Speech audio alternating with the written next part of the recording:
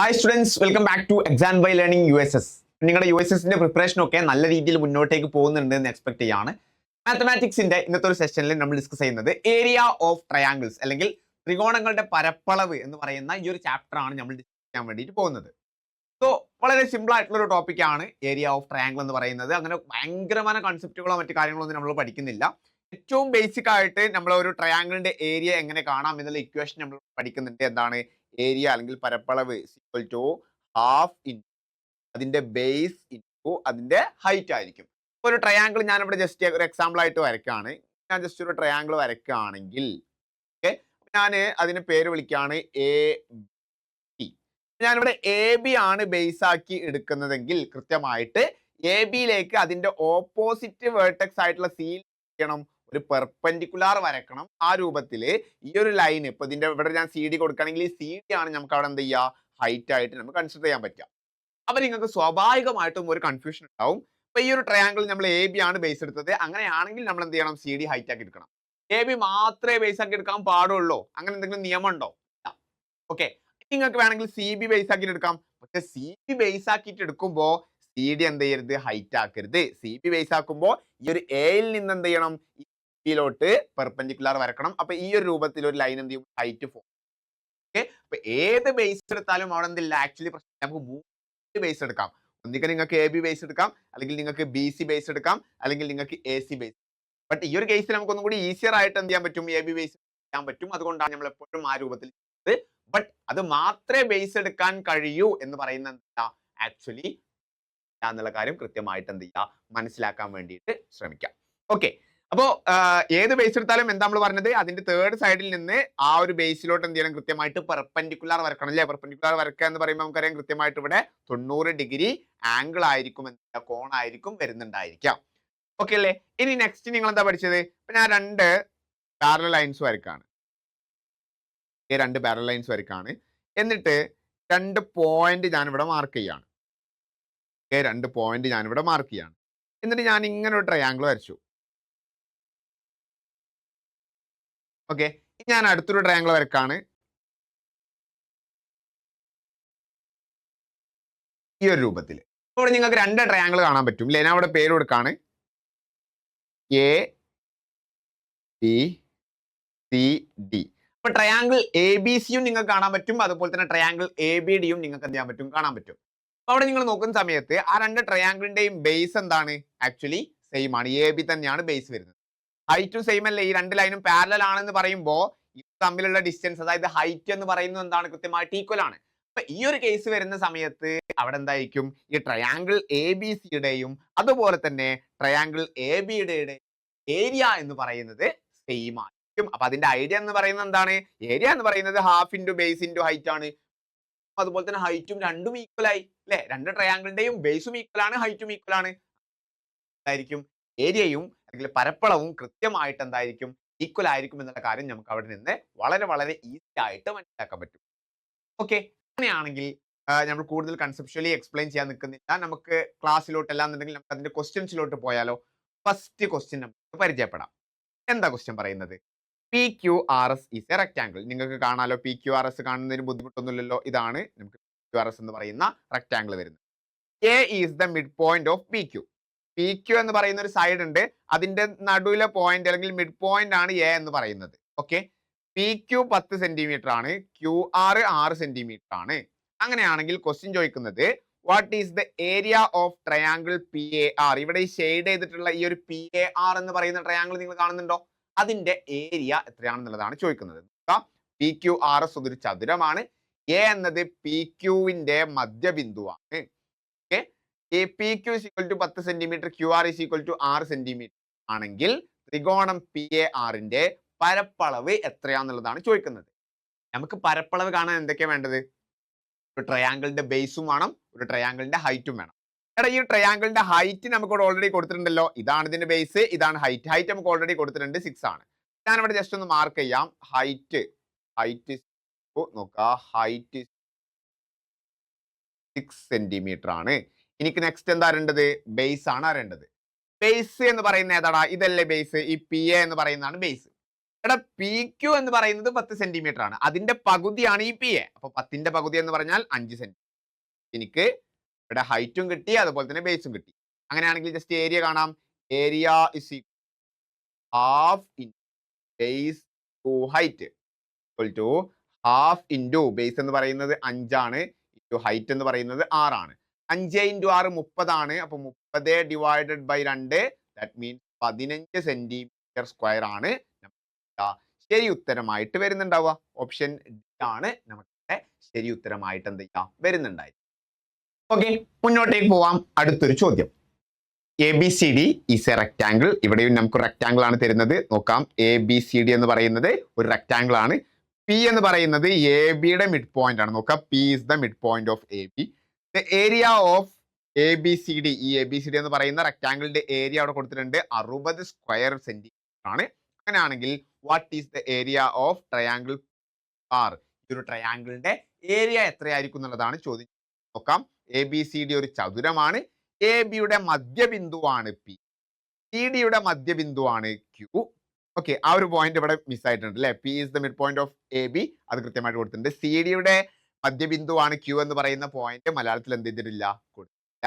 Okay, ഇത് നമുക്കൊരു straight line ആണെന്ന് എന്ത് ചെയ്യാൻ പറ്റും, അതായത് ഈ രണ്ട് ലൈനും പാരലൽ ആയിട്ടുള്ള ഒരു സ്ട്രെയിറ്റ് ലൈൻ ആണ് ഇത് മനസ്സിലാവും. കാരണം എന്താ, ഇതിന്റെയും മിഡ് പോയിന്റ് ആണ് ക്യൂവും അതുപോലെ തന്നെ പിയും. അപ്പൊ അതെന്ത് ചെയ്തിട്ടില്ല, ഇംഗ്ലീഷിൽ അവർ എടുക്കാൻ വേണ്ടിയിട്ട് വിട്ടുപോയിട്ടുണ്ട്. ഓക്കെ, എ ബി സി ഡിയുടെ പരപ്പളവ് 60 ചതുരശ്ര സെന്റിമീറ്റർ ആണ്. അങ്ങനെയാണെങ്കിൽ ത്രികോണം പി ക്യു ആറിന്റെ പരപ്പളവ് എത്രയാണ്? ഓക്കെ, വളരെ സിമ്പിൾ ആണ്. നിങ്ങൾ ആദ്യം മനസ്സിലാക്കേണ്ടത്, ഇവിടെ ഞാൻ ജസ്റ്റ് ഇങ്ങനെ ഒരു ലൈൻ വരക്കാം, ഇങ്ങനെ ഒരു ലൈൻ വരക്കാം. ഓക്കെ, ഇങ്ങനെ ഒരു ലൈൻ വരച്ചു. ഈ ഒരു ഭാഗം ഞാൻ എന്ത് ചെയ്യാണ്, റെഡ് ആയിട്ട് ഇങ്ങനെ ഷെയ്ഡ് ചെയ്യാണ്. ഈ ഒരു ഭാഗം ഞാനൊരു ബ്ലൂ വൈറ്റ് ഷെയ്ഡ് ആക്ച്വലി രണ്ട് ഹാഫുകളാണല്ലോ, ഇതൊരു ഹാഫ്, ഇതൊരു ഹാഫ്. ഓക്കെ, ഈ ഒരു ഹാഫിന്റെ ഏരിയ എത്രയായിരിക്കും വരുന്നുണ്ടായിരിക്കുക? ഈ ഒരു ഹാഫിന്റെ ഏരിയ എത്ര വരിക? ഈ ഒരു ഹാഫിന്റെ ഏരിയ 30 ആണ്. നമുക്ക് അറിയാത്ത കാര്യമൊന്നുമല്ലല്ലോ, കാരണം ടോട്ടൽ 60 ആണെങ്കിൽ അതിന്റെ ഹാഫ് 30. ഈ ഒരു ഹാഫിന്റെയും ഏരിയ 30 ആണ് വരിക. 30 സെന്റിമീറ്റർ സ്ക്വയർ ആണ്. ഇനി നമ്മൾ കൺസിഡർ ചെയ്യുന്നത്, ജസ്റ്റ് നോക്കണം, നമ്മൾ കൺസിഡർ ചെയ്യുന്നത് റെക്ടാംഗിൾ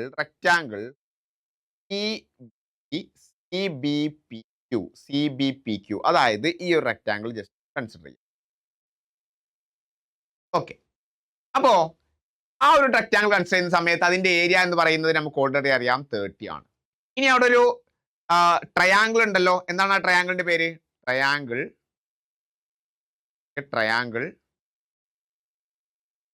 PQR. ഇതിന്റെ ഏരിയയാണ് നമുക്ക് കാണാനുള്ളത്. അപ്പൊ നമുക്ക് അവിടെ എങ്ങനെ എഴുതിക്കൂടെ? Area is half into base in height ആണല്ലോ. ഇനി അവിടെ എന്താണ് നമുക്ക് ഇങ്ങനെ പറഞ്ഞൂടെ, ഇവിടെ ബേസ് ഇൻറ്റു ഹൈറ്റ് എന്ന് പറയുന്നത് കൃത്യമായിട്ട് എത്രയാണ് വരിക? ബേസ് ഇൻറ്റു ഹൈറ്റ് 30 ആണ്. ആ ട്രയാംഗിളിന്റെ ഏരിയ എന്ന് പറയുന്നത് എന്താണ്? ബേസ് ഇൻറ്റു ഹൈറ്റ് ആണ്. അപ്പൊ ആ ട്രയാംഗിളിന്റെ കേസിൽ അവിടെ ജസ്റ്റ് ഇങ്ങനെ നോക്കാം, ബേസ് ഇൻറ്റു ഹൈറ്റ് എന്ന് പറയുന്നത് നമുക്ക് 30 ആണ്. ഞാൻ ഏത് റെക്ടാംഗിളിന്റെ കേസാണ് പറയുന്നത്? ഈ ഒരു റെക്ടാംഗിളിന്റെ കേസാണ് ഞാൻ എന്ത് ചെയ്തത് എടുക്കുന്നത്. ഏരിയ എന്ന് പറയുന്നത് 30 ആണ്. ഇനി ഇവിടെ നമുക്ക് എന്താ കാണേണ്ടത്? Half into base into height ആണ്. അപ്പൊ half into base into height already 30 ആണെന്ന് നമുക്കറിയാം. അപ്പൊ ബേസ് ഇൻറ്റു ഹൈറ്റ് 30, ഹാഫ്, 30ന്റെ ഹാഫ് എത്രയാണ്? 15 സെന്റിമീറ്റർ സ്ക്വയർ ആണ്. 15 സെന്റിമീറ്റർ സ്ക്വയർ ആണ് ഉത്തരമായിട്ട് വരാം. അതായത് അൾട്ടിമേറ്റ്ലി ഇവിടെ സംഭവിക്കുന്നത്, ആ ഒരു റെക്ടാംഗിൾ ഉണ്ടല്ലോ, ഈ റെക്ടാംഗിളിന്റെ 1/4 ഭാഗം, ഈ റെക്ടാംഗിളിന്റെ 4 ഭാഗങ്ങളാക്കി, ഏരിയ വൈസ് 4 ഭാഗങ്ങളാക്കി, അതിലൊരു ഭാഗമായിരിക്കും ഇത് വരുന്നത്. ഇനി ഒന്നും കൂടി ഒരു വേറെ രീതിയിൽ പറയുകയാണെങ്കിൽ, ഇതെന്താണ്? ഇത് ബ്രെഡ്ത്ത് ആണ്, ഇതെന്താണ്? ഹൈറ്റ് ആണ്. ഓക്കെ, അപ്പോ ബ്രെഡ്ത്ത് ഇൻറ്റു ഹൈറ്റ് ആണ് നമുക്ക് 60 വരുന്നത് ആണല്ലോ. ടോട്ടലിന്റെ ബ്രെഡ്ത്ത് ഇൻറ്റു ഹൈറ്റ് ആണ് നമുക്ക് 60 വരുന്നത്. ഓക്കെ, നമുക്ക് ഇവിടെ കാണേണ്ടതായിട്ട് വരുന്നത് എന്താ? ഈ ഒരു ട്രയാംഗിളിന്റെ ഏരിയ ആണ്. അപ്പോൾ ഇത് ടോട്ടൽ ബി ആയിട്ട് നമ്മൾ കൺസിഡർ ചെയ്യുക, ഇത് ടോട്ടൽ എച്ച് ആയിട്ട് കൺസിഡർ ചെയ്യുകയാണെങ്കിൽ ട്രയാംഗിളിന്റെ ബേസ് എന്ന് പറയുന്നത് എന്താ? ട്രയാംഗിളിന്റെ ബേസ് എന്ന് പറയുന്നത് ഈ ഒരു എച്ച് തന്നെയാണ്. അപ്പൊ നോക്കാം, ഹാഫ് ഇൻറ്റു എച്ച് ഇൻറ്റു ഇനി ട്രയാങ്കിളിന്റെ ഹൈറ്റ് എന്ന് പറയുന്നത് ബേസ് ആണ് നമ്മൾ എന്ത് ചെയ്തത് എച്ച് ആക്കിയിട്ട് എടുത്തത്. ഇനി ഹൈറ്റ് എന്ന് പറയുന്നത് എന്താ, ഇത് ടോട്ടൽ ബി ആണെങ്കിൽ ആ ബിയുടെ പകുതിയല്ലേ, ദാറ്റ് മീൻസ് ബൈ ടു പറയാൻ പറ്റും. ഓക്കെ, അപ്പൊ H into B divided by 2 × 2 എന്ന് പറഞ്ഞാൽ 4 ആണ്. ഇവിടെ കൃത്യമായിട്ട് നോക്ക് എച്ച് ഇൻറ്റു ബി എന്ന് പറഞ്ഞാൽ എത്രയാണ്, നമ്മളിവിടെ എഴുതി വെച്ചിട്ടുണ്ട് എച്ച് ഇൻറ്റു ബി എന്ന് പറഞ്ഞാൽ 60 ആണ്. അപ്പോൾ കൃത്യമായിട്ടൊന്ന് സബ്സ്റ്റിറ്റ്യൂട്ട് ചെയ്ത് കൊടുക്കുക. H into B divide by 4 ആണ് ചെയ്യാനുള്ളത്, എച്ച് ഇൻറ്റു ഡിവൈഡ് ബൈ 4 ആണ് ചെയ്യാനുള്ളത്. എച്ച് ഇൻറ്റു ബി എന്ന് പറഞ്ഞാൽ 60 ആണ്. 60 ഡിവൈഡഡ് ബൈ നമുക്ക് എന്ത് ചെയ്യും. അപ്പൊ ഏത് രീതിയിലും നിങ്ങൾക്ക് എന്ത് ചെയ്യാം, ആ ഒരു ക്വസ്റ്റ്യനെ അറ്റൻഡ് ചെയ്യാം. മുന്നോട്ടേക്ക് പോവാം. അടുത്തൊരു ചോദ്യം. PQRS is a square. Its one side is 8 cm long. M is the midpoint of PQ. N is the midpoint of QR. And what is the area of triangle MNS? Triangle നിങ്ങൾക്ക് കാണാൻ പറ്റും MNS എന്ന് പറയുന്നല്ലേ, ഇവിടെ shade ചെയ്ത് കൊടുത്തിട്ടുണ്ട്, വേറെ തന്നെ ഒരു കളർ ആക്കിയിട്ട് ഷെയ്ഡ് ചെയ്തിട്ട് കൊടുത്തിട്ടുണ്ട്. അപ്പൊ നിങ്ങൾക്ക് അവിടെ കൺഫ്യൂഷൻ. PQRS എന്ന് പറയുന്ന ഒരു സമചതുരമാണ് അല്ലെ, വെറും ചതുരല്ല, സമചതുരമാണ്, സ്ക്വയർ ആണ്. ഓക്കെ, ഒരു വശത്തിന്റെ നീളം 8 സെന്റിമീറ്റർ ആണ്. PQ എന്ന വശത്തിന്റെ മധ്യബിന്ദുവാണ് M എന്ന് പറയുന്നത്. ഓക്കെ, QR എന്ന വശത്തിന്റെ മധ്യബിന്ദുവാണ് N എന്ന് പറയുന്നത്. ത്രികോണം MNSന്റെ പരപ്പളവ് എത്രയാണ്? ഞാനിവിടെ ചെയ്യുന്നതെന്ന് വെച്ചാൽ ആദ്യം ഈ ഒരു സ്ക്വയറിന്റെ ഏരിയ എത്രയാന്നുള്ളത് കാണാം. ഏരിയ ഓഫ് സ്ക്വയർ എന്ന് കാണാം. ഏരിയ ഓഫ് സ്ക്വയറിന്റെ ഏരിയ എത്രയാണ് വരിക? സ്ക്വയറിന്റെ ഒരു സൈഡ് എന്ന് പറയുന്നത് 8 സെന്റിമീറ്റർ ആണ് കൊടുത്തിട്ടുണ്ട്. അപ്പൊ ഏരിയ എന്ന് പറയുന്നത് 8 × 8, അതായത് 64 സെന്റിമീറ്റർ സ്ക്വയർ ആണ്. 64 സെന്റിമീറ്റർ സ്ക്വയർ ആണ്. ഇനി ഞാനിവിടെ ഇതിലുള്ള ഓരോ പോർഷൻസിന്റെ, ഓരോ ചെറിയ ട്രയാങ്കിളിന്റെ ഏരിയ കാണാൻ പോവാണ്. ഇവിടെ 3 ചെറിയ ട്രയാങ്കിൾ ആണുള്ളത്, അതിന്റെ ഒക്കെ ഏരിയ കാണാൻ പോവാം. അപ്പൊ ആദ്യം നമുക്ക് എന്ത് ചെയ്യാം, ഈ ഒരു ട്രയാങ്കിളിന്റെ ഏരിയ കാണാം. ഉള്ള ഈ ഒരു ട്രയാങ്കിളിന്റെ ഏരിയ കാണാം. അപ്പൊ ഈ ഒരു ട്രയാങ്കിളിന്റെ ഏരിയ നമ്മൾ എങ്ങനെ കാണാം? ഇവിടെ ഈ ഒരു ടോട്ടൽ ലെങ്ത് PQ എന്ന് പറയുന്ന ലെങ്ത് 8 ആണ്. അപ്പൊ PM എത്രയായിരിക്കും? 4 ആയിരിക്കും. ഇവിടെയും 4 ആയിരിക്കും. ഓക്കെ, NQ എന്ന് പറയുന്നത് 4 ആയിരിക്കും. അതുപോലെ തന്നെ ഇവിടെ RN എന്ന് പറയുന്നത് 4 ആയിരിക്കും. RS എന്ന് പറയുന്നത് 8 ആയിരിക്കും. അതുപോലെ തന്നെ എന്ന് പറയുന്നത് 8 ആയിരിക്കും. ഫസ്റ്റത്തെ നമുക്ക് ഈ ഒരു ട്രയാങ്കിളിന്റെ ഏരിയ ഞാൻ ഇങ്ങോട്ടേക്ക് എഴുതുന്നുണ്ട്. ഹാഫ് ഇൻ ബേസ് എന്ന് പറയുന്നത് അവിടെ 4 ആണ്. ഹൈറ്റ് എന്ന് പറയുന്നത് 8 ആണ്. ഓക്കെ, അപ്പൊ 4 ഡിവൈഡ് ബൈ 2 2 ആണ്. 2 × 8 16 സെന്റിമീറ്റർ ആണ് വരുന്നത്. 16 സെന്റിമീറ്റർ ആണ് ഇതിന്റെ ഏരിയ. ഇനി ഞാൻ എന്ത് ചെയ്യാണ്, രണ്ടാമത്തെ ഒരു ചെറിയ ട്രയാങ്കിൾ. ഓക്കെ, ഈ ഒരു ചെറിയ ട്രയാങ്കിൾ ആണ് ഞാൻ കൺസിഡർ ചെയ്യുന്നത്. അതിന്റെ ഏരിയ നമ്മൾ എത്രയാണെന്ന് കാണാണ്. ഇതാണ് ഹാഫ് ഇൻറ്റു ബേസ് അവിടെ 4 ആണ്, ഹൈറ്റും 4. അപ്പോൾ 4 ബൈ 2 2 ആണ്. 2 × 4 8 സെന്റിമീറ്റർ സ്ക്വയർ ആണ് നമുക്ക് എന്ത് ചെയ്യുക, അതിന്റെ ഏരിയ വരുന്നുണ്ടായിരിക്കും. ഇനി മൂന്നാമത്തത് നമുക്ക് ഈ ഒരു ട്രയാങ്കിൾ ആണ് നമുക്ക് വരുന്നത്. അപ്പൊ അതിന്റെ ഏരിയ എത്ര വരിക? ഹാഫ് ഇൻറ്റു ബേസ് അവിടെ 4 ആണ്, ബേസ് ടു ഹൈറ്റ്. അല്ലേ, അപ്പോൾ 4 ഡിവൈഡ് ബൈ 2 ആണ്. 2 × 8 60 സെന്റിമീറ്റർ സ്ക്വയർ നമുക്ക് വരും. ഓക്കെ, അപ്പൊ നമ്മൾ എന്ത് ചെയ്യുക, കൃത്യമായിട്ട് ഈ മൂന്നും കൂടി എന്ത് ചെയ്യുക, ഒന്ന് ആഡ് ചെയ്യുക. 16 + 16 32 ആണ്. 32 + 8 എന്ന് പറയുന്നത് 40 ആണ്. ഓക്കെ, അപ്പൊ ഈ 64ൽ നിന്ന് ഈ ഒരു 40 മൈനസ് ചെയ്ത് കഴിഞ്ഞു, ബാക്കിയുള്ളതായിരിക്കും കൃത്യമായി ആൻസർ വരിക. ദാറ്റ് മീൻസ് 24 സെന്റിമീറ്റർ സ്ക്വയർ ആണ് നമുക്ക് വേണ്ട ഏരിയ എന്ന് പറയുന്നത്. അപ്പൊ നമ്മൾ എന്താ ചെയ്തത്, ടോട്ടൽ ആയിട്ട് ആ ഒരു സമചതുരത്തിന്റെ അല്ലെങ്കിൽ ആ സ്ക്വയറിന്റെ ഏരിയ പരപ്പളവ് എത്രയാണെന്ന് നമ്മൾ ആദ്യം കണ്ടെത്തി. അത് 64 ആണ്. കാരണം സൈഡിന്റെ ലെങ്ത് 8 സെന്റിമീറ്റർ ആണ് നമുക്ക് കൊടുത്തിട്ടുണ്ട്. അപ്പൊ 8 × 8 64 സെന്റിമീറ്റർ സ്ക്വയർ ആണ് നമുക്ക് മനസ്സിലായി. അതിൽ നിന്ന് ഈ ചെറിയ 3 ത്രികോണത്തിന്റെ പരപ്പളവ് അല്ലെങ്കിൽ അങ്ങനെ ഫൈനൽ ആൻസറിലോട്ട്. ഓക്കെ അല്ലേ, ക്ലിയർ അല്ലേ? അടുത്തൊരു ചോദ്യം നമുക്ക് നോക്കാം. ക്വസ്റ്റ്യൻ നോക്കാം. The perpendicular sides of a right triangle are 14 centimeters and 12 centimeters long. Okay. The length of one side of the perpendicular sides of another triangle of the same area is 24 centimeters. What is the length of the other side? നോക്കാം. ഒരു മട്ട ത്രികോണത്തിന്റെ ലംബവശങ്ങൾ 14 centimetre 12 centimetre എന്നിവ ആണ്. അതേ പരപ്പളവുള്ള മറ്റൊരു ത്രികോണത്തിന്റെ ലംബവശങ്ങളിൽ ഒന്നിന്റെ നീളം 24 സെന്റിമീറ്റർ ആണ്. മറ്റേ ലംബവശത്തിന്റെ നീളം എത്രയാണ്? അപ്പൊ ഞാനൊന്ന് വരച്ച് കാണിക്കാം. ഓക്കെ, ഞാൻ ആദ്യം ഒരു റൈറ്റ് ട്രയാങ്കിൾ ജസ്റ്റ് ഫോം ചെയ്യാണ്. റൈറ്റ് ട്രയാങ്കിൾ ഇങ്ങനെ ഫോം ചെയ്യാണ്. ഓക്കെ, ഒന്നുമില്ലല്ലോ. അപ്പൊ ഇതിന്റെ രണ്ട് ലംബവശങ്ങൾ എന്ന് പറഞ്ഞാൽ ഏതൊക്കെയാണ്? ഒന്ന് ഇതാണ്, രണ്ടാമത്തത് ആണ് രണ്ട് ലംബവശങ്ങൾ എന്ന് അല്ലെ, അല്ലാണെങ്കിൽ രണ്ട് പെർപെൻഡിക്കുലർ സൈഡ്സ് എന്ന് പറയുന്നത്. അപ്പൊ ഒന്നിന്റെ ലെങ്ത് 14 ആണ്, 14 സെന്റിമീറ്റർ ആണ് രണ്ടാമത്തത്. ഓക്കെ, അപ്പൊ ഇതിന്റെ ഏരിയ എത്ര വരാം? Area is equal to half in base 12 ആണ്, ഹൈറ്റ് 14 ആണ്. ഓക്കെ, അപ്പൊ 12 ഡിവൈഡ് ബൈ 2 6 ആണ്. 6 ഇൻറ്റു 14 എത്ര വരാം? 84 84 ആയിരിക്കും നമുക്ക് വരുന്നുണ്ട്. 84 സെന്റിമീറ്റർ സ്ക്വയർ ആണ്. ക്ലിയർ ആണല്ലോ. ഇനി ഇതേ ഏരിയ അല്ലെങ്കിൽ ഇതേ പരപ്പളവുള്ള വേറൊരു മട്ടത്രികോണം ഉണ്ട് അല്ലെ, ഇതേ പരപ്പളവുള്ള വേറൊരു മട്ടത്രികോണം ഉണ്ട്.